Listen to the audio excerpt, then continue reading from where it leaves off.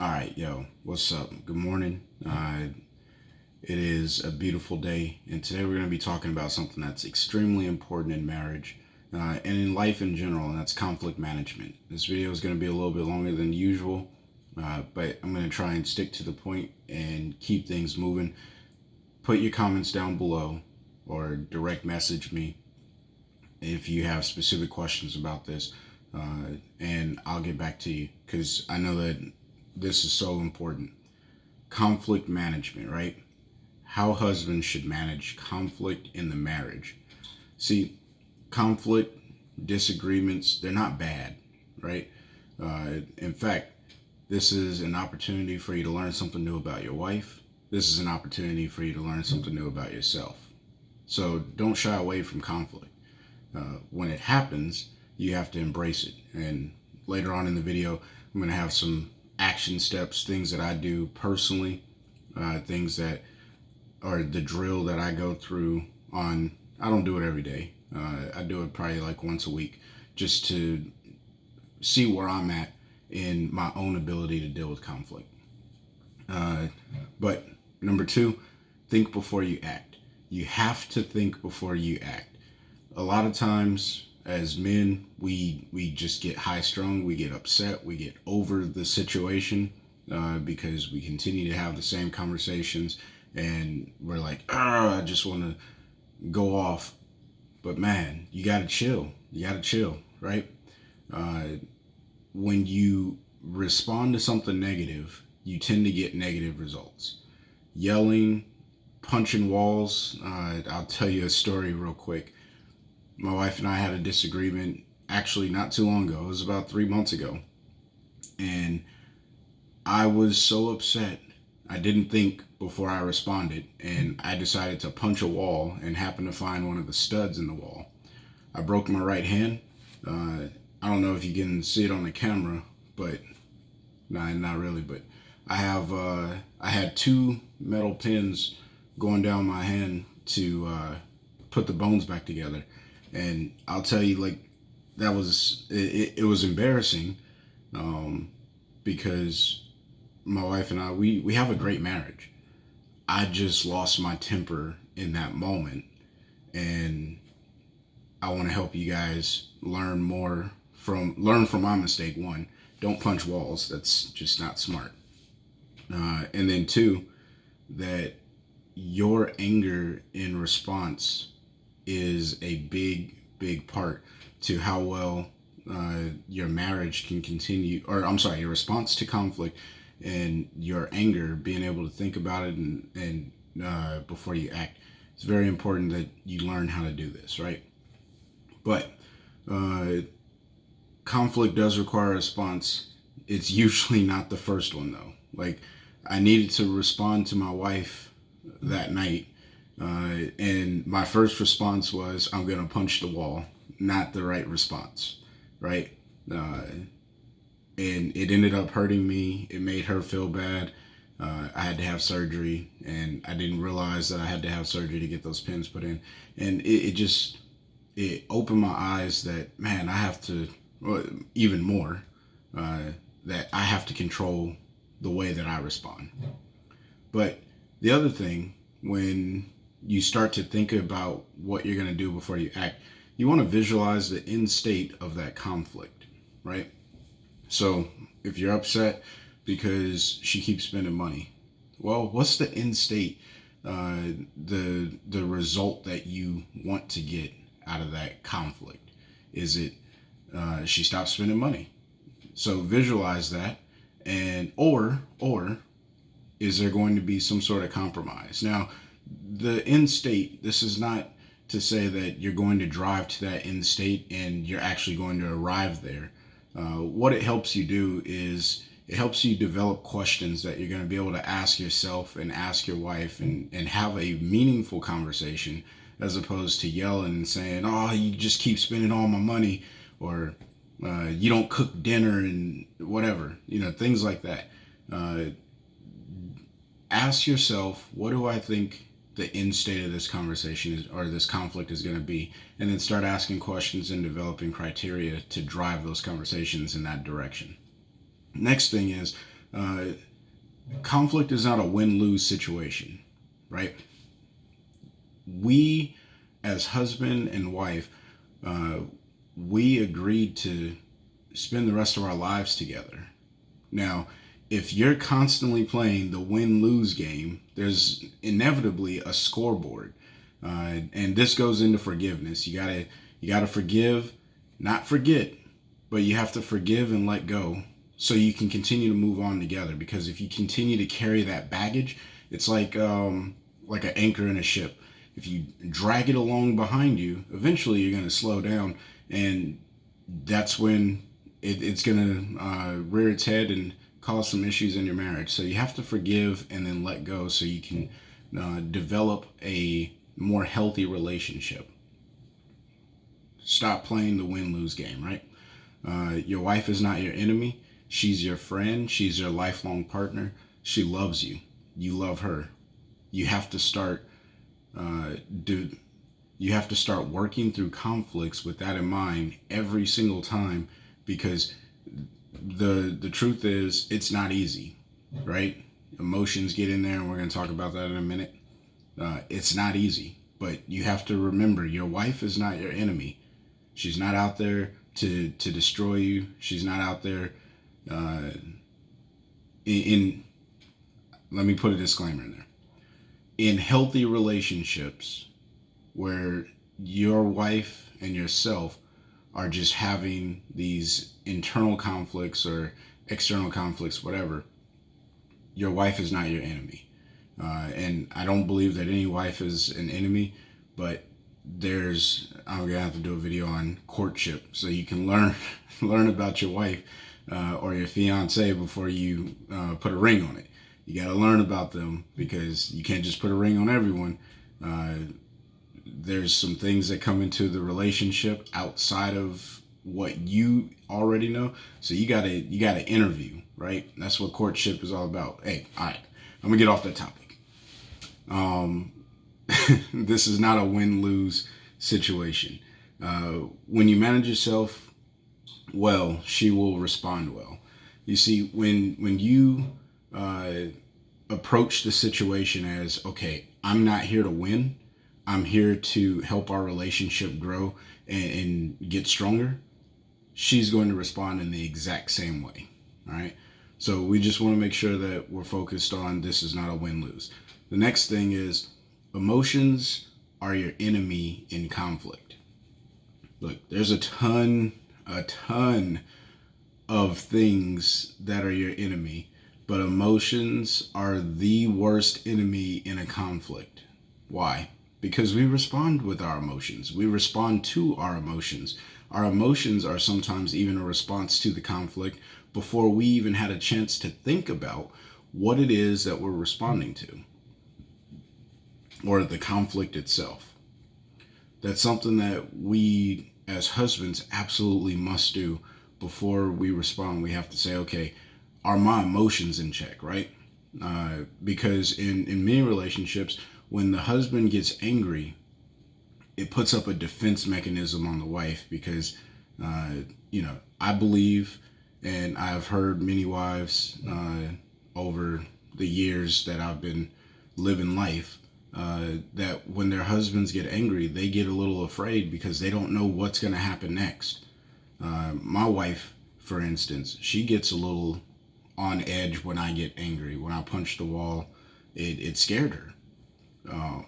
Because in the back of a lot of women's mind, or wives, they're thinking, is my husband ever going to hit me? And I never want my wife to feel that way, because I'll never hit my wife. I'm not gonna hit my wife. And if you're one of those husbands that are out there hitting your wife, stop doing it. All right, that is your life partner. You need to love her. You need to cherish her, and you need to build her up. And if she's not getting comfort and security from you, again, that's a whole nother topic. Not gonna get into it. All right, your emotions must be in check, right? Don't let your emotions, don't go John Wayne when you get upset and there's a conflict. Don't go, shooting around like pew pew pew. Like that's not what we do, Oh, well, you don't do this and you don't do that. Look, that has never worked. And for anyone who has ever given you the advice that as soon as you run into a conflict, just start pointing out her flaws, man, let me tell you, those people you want to stay far away from, because their advice is just going to drive your marriage into the ground. And that's not what we're trying to do here, right? We're trying to be husbands that love their wives and build up the relationship. So let's stay focused on that. All right. The next thing about emotions is emotions cause you to say things you don't mean or want to say. This is so important. You have to safeguard the words that come out of your mouth during a conflict, because those are tied to an emotion for your wife. And anything that's tied to an emotion becomes a seared in response to whatever that situation is.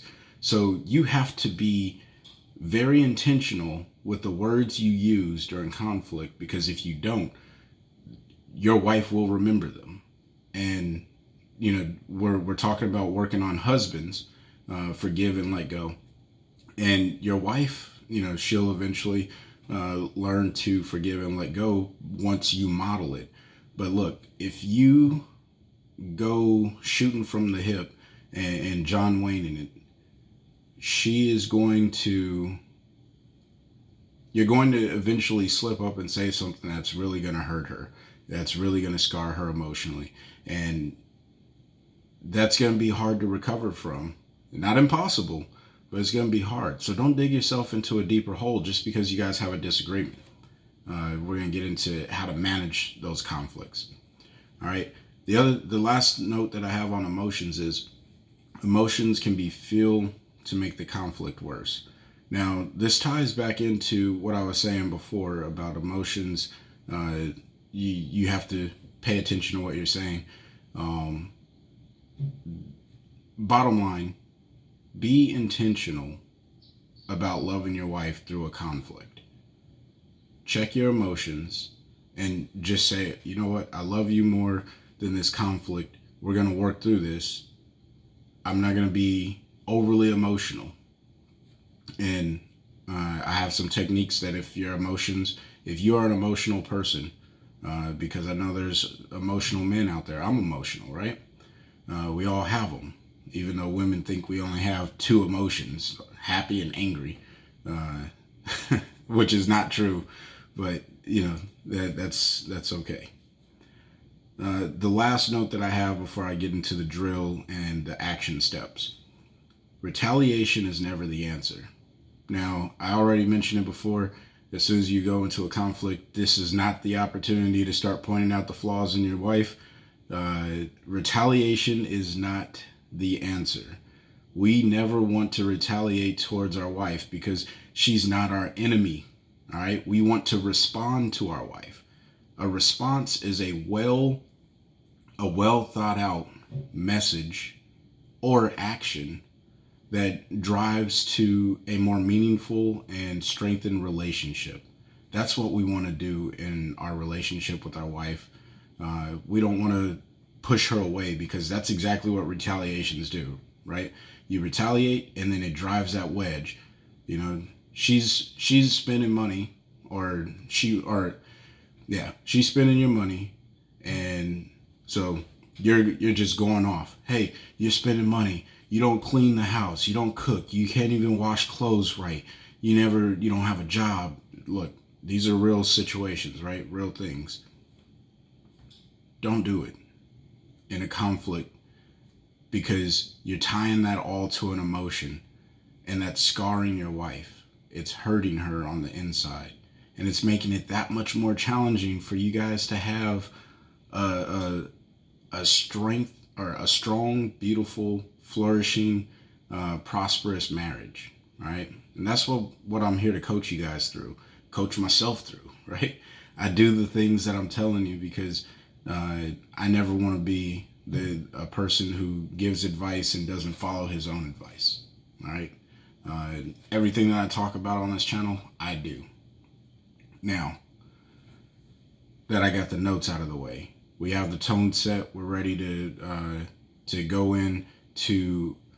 I'm going to go into the tools or the steps right as you enter into a conflict, because I think that's where a lot of people are, right? So Step one, conflict happens. Boom. Whatever it is. All right. It just happened. The first thing you got to do is take a deep breath. I learned this the night I punched that wall. I did not take a deep breath.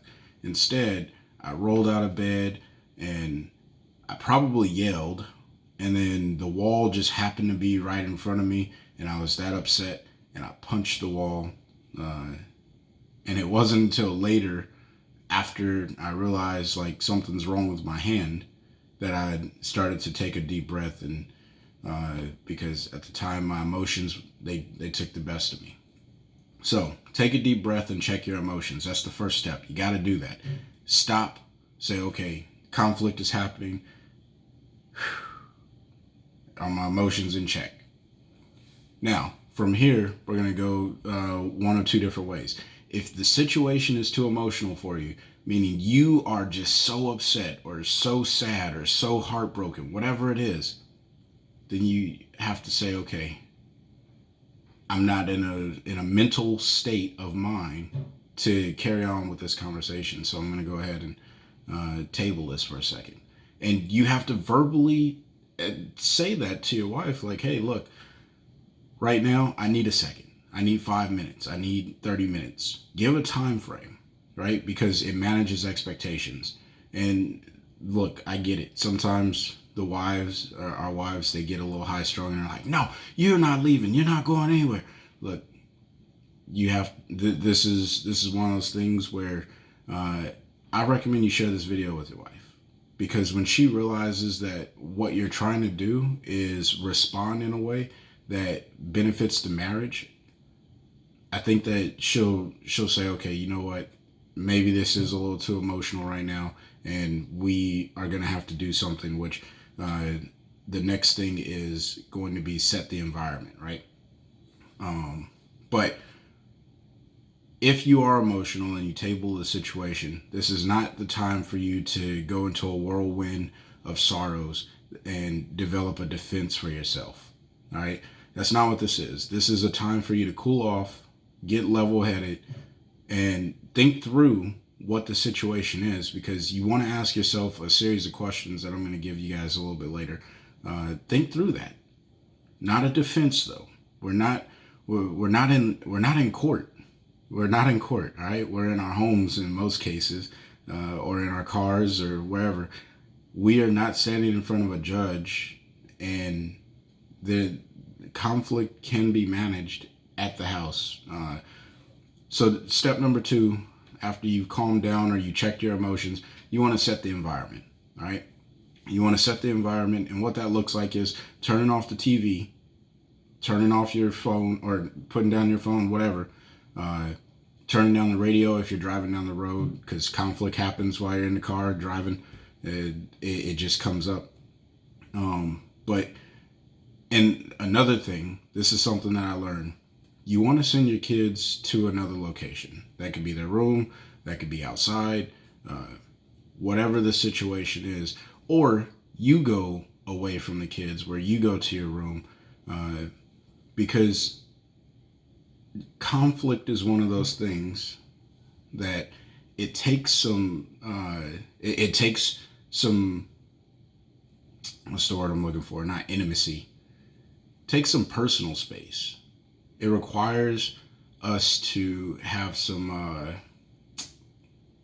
discretion, right? Because we want to work through this thing.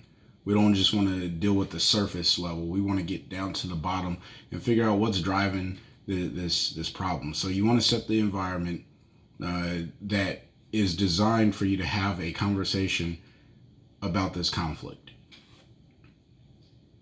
This is, and now moving into step number 3, ask yourself, what did I contribute to this conflict? Right? What did I do? How did I help us get here? Because this is a learner question, right? There are tons of books that I read about the learner and observer self. You want to start learning about the situation. So how did I contribute to where we are right now in this conflict? Once you have that answer, what you want to do is verbally admit this to your wife. That's step number 4, right? Because you set the environment, you're ready to talk. You say, okay, hey, look, I acknowledge that I haven't been spending time with you, taking you out on date nights. All right? Apologize for it, right? It's not going to instantly change anything, but what it shows is that you took time to think about what you contributed to the situation that led to a conflict that led to an emotional response from your wife, which then triggered an emotional response in you, or at least triggered some sort of frustration or discomfort, where now there's a conflict in the marriage. Now, if you don't have an emotional tie to whatever the conflict is, then it's that much easier for you to say, you know what, I did something to get us here. So let me acknowledge that, put it out front. Look, hey, wives, if you're watching this, go ahead and hit pause or fast forward a little bit, because we don't want you knowing all the secrets, right? I said to share this video. Look, husbands, when you do this, it diffuses the situation to a place where your wife is so much more confident, because she's like, he gets me. Trust me. Just admit what you did to get to that situation. You have to name the problem and then admit that you did something. All right. Moving on. Next step that you want to do is, after you've already admitted the problem, she's going to say, yes, that's right. You did this and that and whatever. Listen to her. This isn't rocket science, right? This is not like the most complicated stuff. Just listen to what she's saying. And honestly listen to what she's saying. Don't like tune out or check out and be like, oh man, here we go again. Listen to what she's saying, because if you're thinking here we go again, then that means you actually need to change, because this is just constantly happening. And listen to what the real unmet need is. All right. It's not the surface level thing that triggered the conflict today. It's the underlying issue of, you're not spending time with her. You're not paying attention. She feels unsecure. She feels like you're not connecting with her. And so you have to listen to these things and say, okay, what's really driving this conflict right now? Because yeah, I triggered it today, but if you're saying here we go again, then that means this is a residual thing, and you have to figure out what you're doing, and you need to change it. Otherwise, you're going to be right back there, right? If you continue to do the same thing that you do, you're going to continue to get the same results that you got. It's that simple. All right. Number 6, if you're counting. Paraphrase what she is saying back to you. All right. Wives do not want, and really I would say anyone, but we're talking about wives. Wives do not want to just be rambling and going off and on. And you may have to control the conversation a little bit, right? She's going to say some stuff, and then you got to say, hey, hold on. Let me make sure that I understand what you're saying. And then paraphrase back what she just said to you. Don't try and solve look, do not try and solve the problem right this second. All right. That's not what we're doing. Don't try and solve the problem. Women do not want us to, our wives do not want us to solve the problem instantly. They want to women like to talk. They like to get stuff off their mind, off their chest. Let it happen. All right. So listen to what she's saying, but then ask her to stop in between and say, hey, so this is what I'm hearing you say. And then she will confirm or deny, right? Because we want to make sure that we understand what she's saying. If you're familiar, this is called the speaker listener technique. I'm just giving you steps to use it in a practical way. The next thing is you're back to this visualization of the end state of the conflict, right? Because we constantly want to be thinking, okay, where are we going to go with this? Because if you don't know where you're going, then you're just going to be driving around, going all over the place, and never really hit a destination. So you want to say, okay, where are we going today? Where is this conversation going? Then And you have more information, by the way, because you've been listening and then you've been paraphrasing. So now you have more clarity of the plan that needs to come out, right? Because as men, we like to come up with plans, develop them, and then execute them so we can get stuff done. We just want to solve problems. And there's a time for that. It's just not when she's going down the list of what it is. And hopefully, because you've admitted to your piece to this, she is a lot more calm. But you can't control her. You can only control yourself. And that's why I'm saying you have to control the conversation a little bit and direct it. All right, number 8.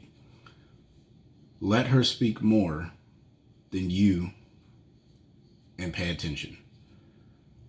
Now, this goes back into listen to what your wife is saying, but this is so much deeper than that. All right. The more you talk, the less likely you are to fully understand what she's going through. You want to talk less and listen way more. All right. There's an old, proverb saying, God gave us 2 ears and 1 mouth so we can listen twice as much as we speak. This is true. Just shut up. That's it. Just shut up. Now, I'm not saying go mute because I told you you're going to be paraphrasing. So you are going to be talking, but don't make defenses. All right. We're trying to work through this conflict. We're trying to solve the problem. So you can't be like, oh, well, what about this and what about that? You can't do that. All right. So let her speak. Now, here's another hidden gem. Hold her hand and look her in the eyes while you're talking. Don't look down like this. That women want to connect. And they connect through your body language, which could be you holding her hand or you looking into her eyes. You want to make sure that she knows you are paying attention to what she's saying and that you're truly getting it. Even if you don't agree with it, right? Realize I never even said you have to agree with what she's saying because there's a conflict here. Obviously, you may not agree, all right? But you're going to want to understand. And I'm going to teach you in a later video how to start agreeing with your wife because we have to be able to see things as a couple and see things together. The last step to dealing with conflict that I have is respond to her claims. Respond to her claims that drive the conversation to that end state. So this is where you start to develop that plan and you lay out the roadmap for your wife. All right. This is where you say, okay, here's everything that I heard and here's what I contributed. Here's what I need you to help me with, right? Because now you're working together. You're pulling her in. Use that statement. Here's where I need you to help me. Okay? Because if you are inviting her to help you while taking ownership and responsibility of the things, it's going to help your wife understand some stuff more. All right? So here's where I need you to help me. That's what you want to say to her.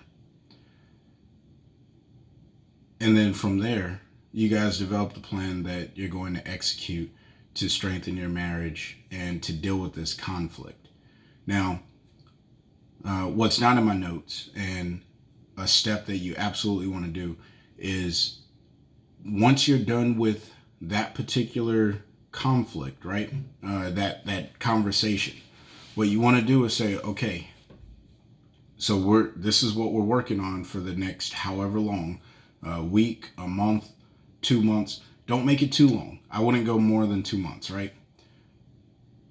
And then schedule a follow-up time where you and your wife sit down and you say, okay, hey, last month, last week, 3 weeks ago, whatever, we had this conflict.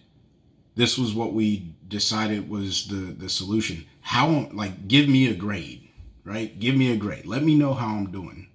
Because if your wife doesn't, or if you don't know how you're doing, then you don't know where you need to tune things up. It's like, I need you to give me feedback on how well I'm doing. That is so important. You have to ask for the feedback. All right. Now, I know, like I said, this was a longer video, but this is so important. All right. If you made it all the way this far, I'm gonna go ahead and give you the drill now. This drill is going to help you as a husband. I do this drill probably or I guess not once a week. I do it like every other week because I spend a lot of time dealing with the conflicts that my wife and I have. Right? I'm not perfect. Our marriage isn't perfect, but I love my wife and I am willing to work through all of the conflict and the challenges that I have with her. So here's the drill. What you're going to do is you're going to get a sheet of paper and you're going to write down the conflict, a small conflict, right? A small conflict.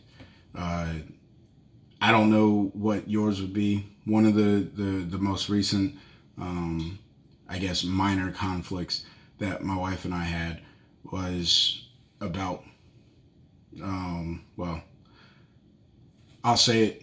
We're doing a marriage channel, and that's one of the conflicts that we're going to talk about. But a minor conflict is I don't like pulp in my orange juice. She loves orange juice with pulp. So at the grocery store, this is something that, you know, we're like, all right. And it sounds so silly. And we laugh about it all the time because we end up just buying two different types of orange juice, or I'll go without orange juice or she'll go without orange juice, and we'll figure out which one we want. Or we'll let the kids decide because it's not that big of a deal. Like, we're not going to lose sleep over what type of orange juice we buy, but it's a small conflict. I'm not a fan of orange juice with pulp. So you'll write down that small conflict on your piece of paper, and then you're going to ask yourself the following questions, all right? First one is, what part did I play in this conflict, right? So in the orange juice conflict, I realized, okay, well, I am being a little stubborn about something that I don't have to drink. So, or I could just buy my own orange juice whenever I want. That is my part that I'm playing, is that I was being stubborn about orange juice, right? I was being stubborn. And I was also not paying attention to the needs of my wife and what she wanted in the house and what she enjoys. So that's the part that I played. The second question that you're going to ask is, how did I respond in this conflict? Now, this is more rooted in you're reflecting on the conflict that you already been in. And man, I've said this word conflict a lot in this video, so my bad. But how did I respond in this conflict? When we first got married, the type of orange juice we bought, it was a big deal, right? Because I grew up drinking orange juice with no pulp. I didn't have anyone to compete with. My mom would just buy whatever orange juice I wanted, and it was fine. And my initial response a while ago, when we first got married, by the way, we're about to celebrate our 13th anniversary in less than 30 days. But when we first got married, I was really mean about it. I was like, who drinks orange juice with pulp? Like, there's something wrong with you. You're crazy. This is stupid. I'm not drinking orange juice with pulp. But now, small conflicts, right? My response to the conflict now would just be, I don't want that type of orange juice. So I'm just going to let you choose, and then I won't drink it. That's how I respond now. And then the next question follow on to that is, was it my first thought, or did I think deeper? I'll tell you, back in the day, My first thought was frustration, and that's what I responded with. Now I dug a little deeper and realized, well, I got extra $5. I could just buy a different type of orange juice. And if I don't, then I don't have to drink the orange juice. And if she wants orange juice with hope, that's fine. Like, she can have it. That's a way that I'm going to invest in our marriage, is I'm going to allow her to have the thing that she wants because I love her and I'm willing to sacrifice. I'm willing to sacrifice the OJ, not OJ Simpson, the orange juice. I'm willing to sacrifice orange juice so she can feel comfortable and confident in the house. All right. How did she react to my response?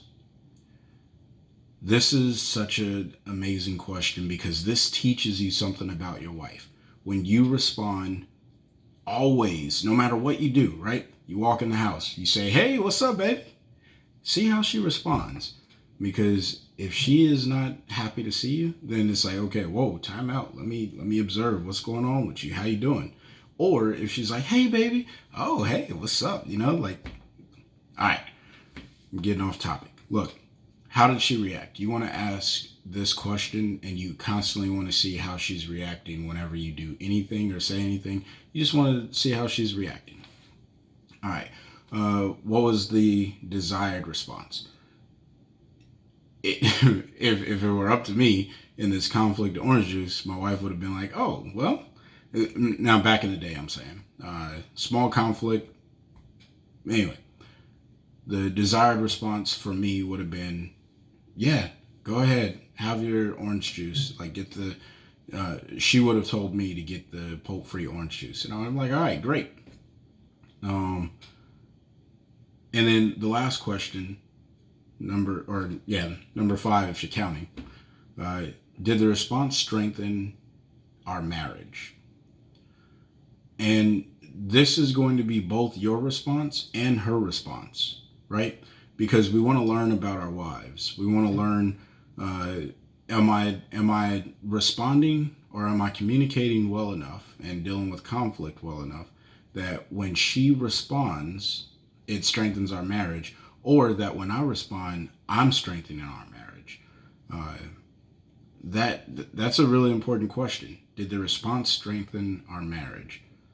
Now, this is a drill that you want to do because the follow-on, when you're done, you'll have a better idea and handle of how your wife responds to, or how you respond to conflict, and then how your wife responds to your response. So lots of responding going on here. All right. When you know what your wife is going to say or how she's going to say it, it just becomes that much more clear, and it's easier for you to develop criteria that gets your marriage into a more prosperous and fun and loving state. Now, I've been talking for according to the recording, 38 minutes and 20 some odd seconds. So I'm going to cut it off there. Here's the thought that I'll leave you with, though. Are the things that you're doing in your marriage, I don't know if I saved, the things that you're doing in your marriage,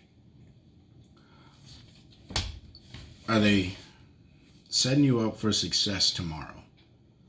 Are they getting you to where you want your marriage to be in 20, 30 years, right?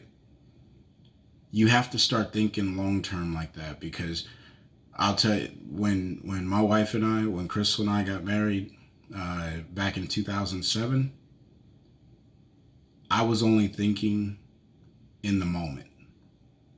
I was not thinking 10 years down the line, 15 years down the line, 20 years down the line.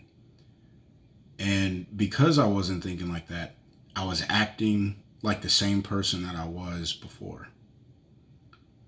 On this channel, as we start to work through big, small, medium-sized things in our marriage as husbands, we have to start thinking, okay, what is our marriage going to look like 10, 15, 20 years down the road? And what am I doing today to contribute to that outcome successfully, a successful outcome to that. And then that's when you sit down and you map this out with your wife, right? You're not in it by yourself, but the only person you can change is you. So love your wife every day. And it's your boy Chris. I'm signing out. Peace.